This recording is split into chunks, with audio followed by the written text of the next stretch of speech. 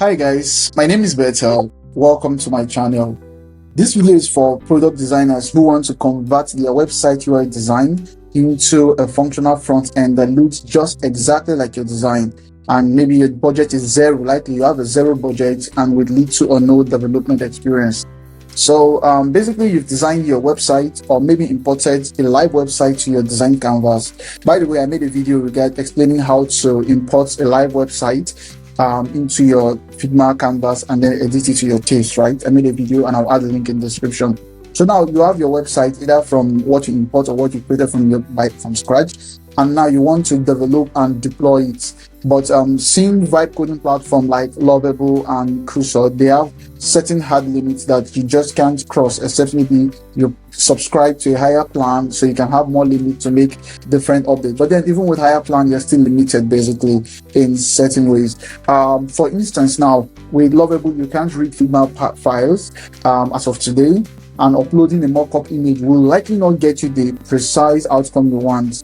Kuso, on the other hand, uses Figma MCP to read and implement Figma designs, which is one of the best in the market at the moment. But then if you have to use that, make sure you have Figma Pro plan, else you wouldn't be able to do that. So like I said, this video is for you if you have zero budget. So you're using the free Figma plan, you don't have the budget for Figma Pro, right? So this is the video for you. And I'm going to show you how you can get a functional front end for your website. Now, this is for website basically, not mobile apps. The reason is because mobile app, if you're having a front end, it works right for mobile app, but then what of your back end? You still need developer. But for this situation, you may not need the developer, you just have your front end. If you are collecting email through your waitlist, you can connect it to Excel, create your Google Sheet as your database, and you are good to go.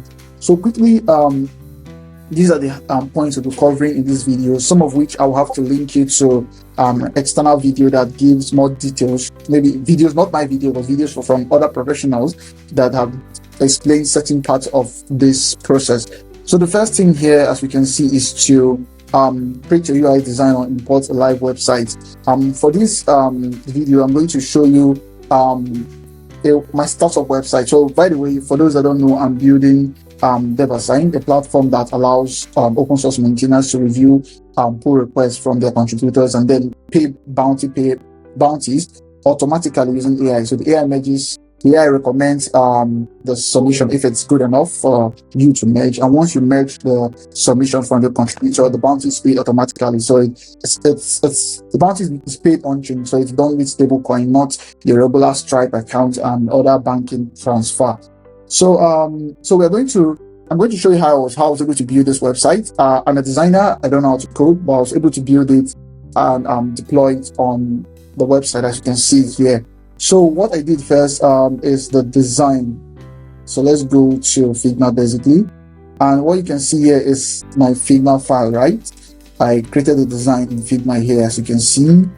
Yeah, let me just I can easily edit it. So it's the design I created. I created everything here basically: the homepage, the waitlist form, the submission prompts, and yeah, an alternative view also, because in production I changed from instead of using the pop-up to you have a dedicated page for waitlist. So, but this is the design, right?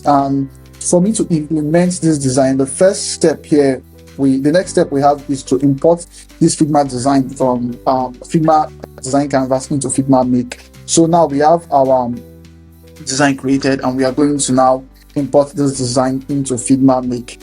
As you can see here, to easily do that, we just go back to the design, click on one of the files. So I'll highly recommend you select one file at a time, one frame at a go. You don't just do Ctrl A, select all, and try to import. In fact, it wouldn't work.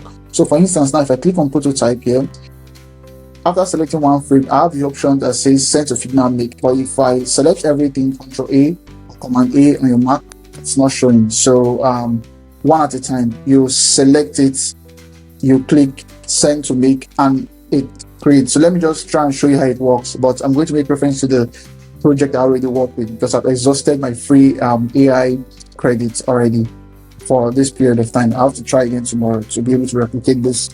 So if you are importing, once you click, it imports the frame, and then you can now type, generate this landing page or this website quickly, and then you are good to go. But let me walk you through how I did mine. So the prompt was simple: build this website in React, and make it responsive across mobile and tablet devices. So React is a framework for front-end development. We have React, we have Angular, we have many frameworks for front-end development. So that's just a framework I know a thing or two about.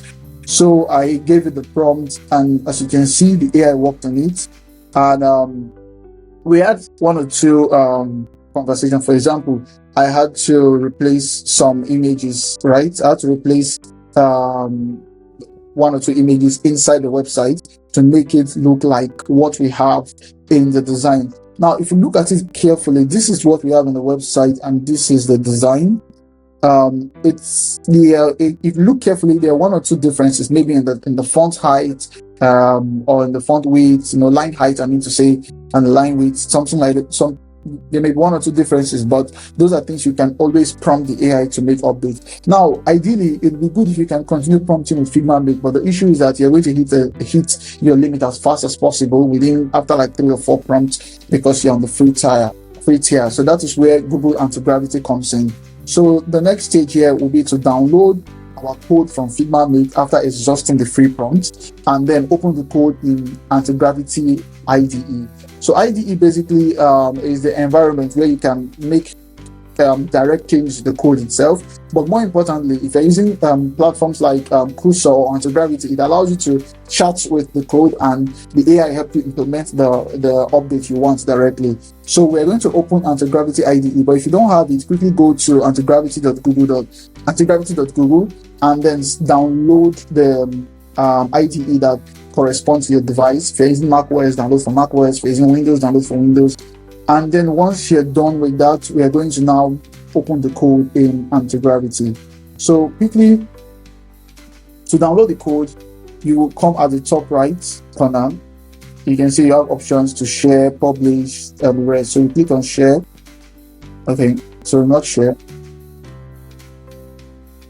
All right, we go to code actually, not preview. We can download from preview. Then we can see the code here, and at the top right corner here, we have this link to download code icon. You click on it, and your code will be downloaded as a zip file. So the code has been downloaded. So we'll just quickly unzip the file and open it in Anti-Gravity. So when you open Anti-Gravity, basically this is how it's going to look like after installing. It's going to look like this, and you have to select, click open folder, look for the folder, and open. For now, we have not unzipped our folder yet, so we have to quickly unzip it before we can attempt it. So we should have it somewhere here. Yeah. So that's it here. Let me just quickly unzip it. Okay, responsive website in React. Yes, it's here. So let me just quickly open it now. So I'll go to my download folder.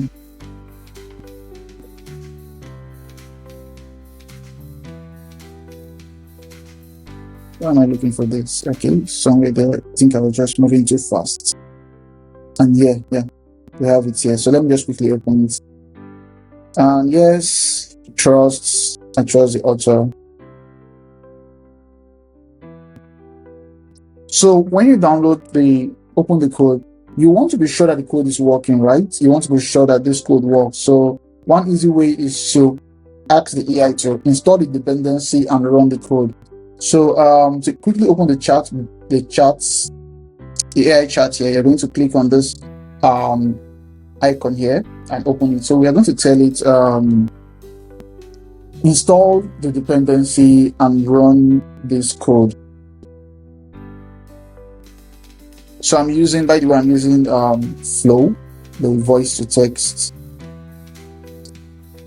application. So the AI is going to install the dependency and run the code. For those who are not familiar with software development, basically, you cannot just run code like that. There's some dependencies that allow the code to run. So if you don't have those dependencies installed and you try to run the code, it wouldn't work. So we prompt the AI to just install the dependency and run the code. The reason we run it first without making any update is to be sure that it is down, that Figma Make exported the code in the proper format that any code IDE can understand and execute properly.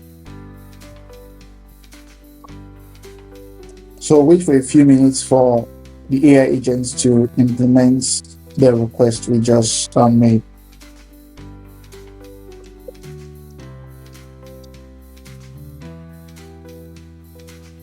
All right, as you can see, the code runs successfully, and this is how it looks like currently. And a couple of tweaks need to be made, because as you can see here, it doesn't really look exactly as we have in the design. So the AI is just kindly reviewing the code to be sure it works well, and then going to give me feedback. You can see a couple of things here, the text, everything. Although it follows similar layout, but then it doesn't look exactly as we want it to look in the design. For context, let's look at the design. This is the design, right? And this is the website inside Figma Make. But then this is the website when you download the code. So there's a lot of variance here. And I was able to do a lot of tweaks to get it. So basically, you prompt what you want, just explain, oh, change the text to this. I don't like the font, change it to this. So that's how you prompt. So let me just quickly open the final version that I did. So okay, I think that should be all right. Website updates. All right, so this is the final version of the website that I worked on. And if I open the agents manager, you can see a lot of prompts went into this. So let's just look at them. Let's look at some of the prompts, right? A lot of prompts. You can see it's not like a magical something that you just give it and the AI gives you the exact outcome you want. So first of all, you need to know what you want. That's why the video is tailored for product designers, because you can describe what you want. You understand? So in this case now, I was asking it to center the back by Stellar Community Fund inside the hero section. What do I mean by that? If you see the website here, just give me a second. Let's go back to the website here. This is what I was talking about. This backed by Stellar Community Fund. The div. So when in production, it wasn't arranging it well, so I had to prompt it and explain a couple of things for it to implement. So that's it. You have to keep on prompting and prompting. It's not a one-day fix, and over time you'll be able to get a one-to-one replica. So in summary, it's not a quick fix, but it works. And when it works, you're going to love it. So let's go back to the code. So this is the final version, and let me just run it. npm run dev. So this is a prompt to run the React front end. You can just quickly ask the AI to run the code for you. It's going to run it. And I'm not installing dependency because I already have it installed from the very first day I opened it here. So let me just run it and let's see. So now you can see it. So it's different here. So this is the original version when it came. You can see how it looks like. And this is the final version. So let me zoom in, because it's really zoomed in so much. So you can, this is the original version that came from Figma Make, and this is the final version after the prompting, right? You can see the waitlist page, right? You can submit, everything here works well as I intended as the designer. So yeah, so that's how you can take your code from your design from Figma directly and convert into a working code. It's not something you can easily implement within one single prompt. It's something that it's painstaking, but it's worth your while. Once you've done your first implementation, subsequent implementation of design is going to be much easier because you already understand the process involved. So basically, inside Anti-Gravity, after opening Anti-Gravity IDE, you install the dependency and you run the code. Then you make further updates through prompting by prompting the AI to implement other things. And then one thing to also take note of is to set up Git for version control. So like I said, you can easily just tell the AI here, okay, set up Git. So let's open the previous code we're working with. So this is the original code that came from Figma Make. So we can just tell it set up. Okay, let me use my voice to speak. Set up Git for this project. So the reason you set up Git is to track the version. So as you make it progress, you want to be able to roll back to that if you encounter any roadblock in a particular design implementation you're trying to add. Because if you just keep on prompting the AI over time, the AI makes several of it, and then you're trying to roll back to implement something, it's going to be a lot of work. In fact, you may not be able to do it because the AI will be confused. So by setting up Git, you can always go back to a certain point, right, of a particular progress. So whenever I make progress, you can just ask it, you can just tell the AI, make a commit, right? Make a commit. So you ask it, make a commit for this progress, and it's going to make the commit. So I'm going to attach a video in the description. I'll explain how to set up Git properly, not just locally, but also globally in GitHub. So you can easily track your code on GitHub and also on your device. So that is all for Figma to code. This is not, like I said earlier on, it's not an easy fix for you to implement immediately. It takes time, but if you try the first time it works, most likely subsequent implementation will be easier for you. So let me know what you do. You can post links to your projects in the comment section, and I'll gladly look at it and give my feedback. Thank you.